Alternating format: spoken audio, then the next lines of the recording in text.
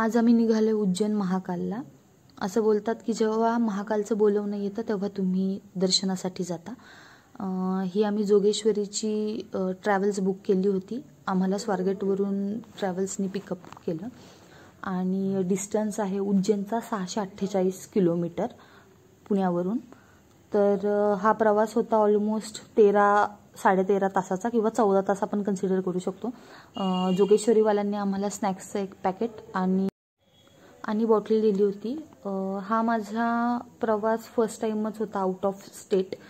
मी एकदा गोव्याला गेले होते आणि हा सेकंड टाइम आहे। त्याच्यानंतर आम्ही 11च्या सुमारास उज्जैनला पोचलो। इथून आमचं हॉटेल 1.5 किलोमीटरच्या अंतरावर आहे। हे राधाराणी हॉटेल म्हणून तिथे आहे।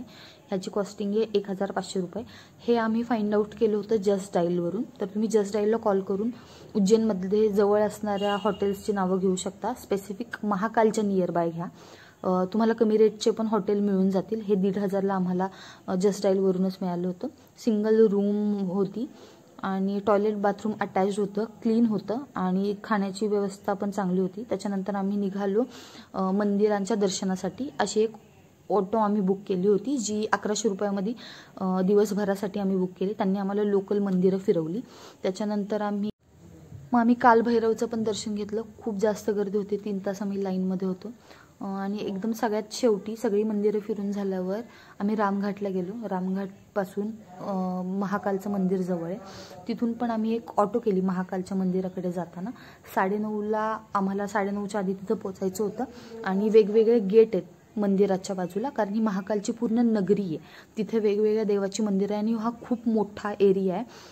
त्याच्यामुळे आम्ही गेट नंबर 2 वर गेलो। तिथून आम्हाला VIP पासेस काढायचे होते, कारण आम्हाला 10:30ची आरती घ्यायची होती आणि गर्दीमध्ये जायचं नव्हतं, म्हणून आम्ही VIP पाससाठी गेलो होतो। पण तुम्ही नॉर्मलनी पण जाऊ शकता, नॉर्मल लाईनमध्ये।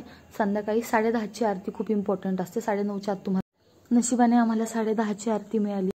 असं महाकालकडे पाहताना वाटत होतं की ते आपल्याकडेच बघताय। आतमध्ये एक वेगळाच उत्साह आणि एक वेगळीच वाईब फील झाली होती।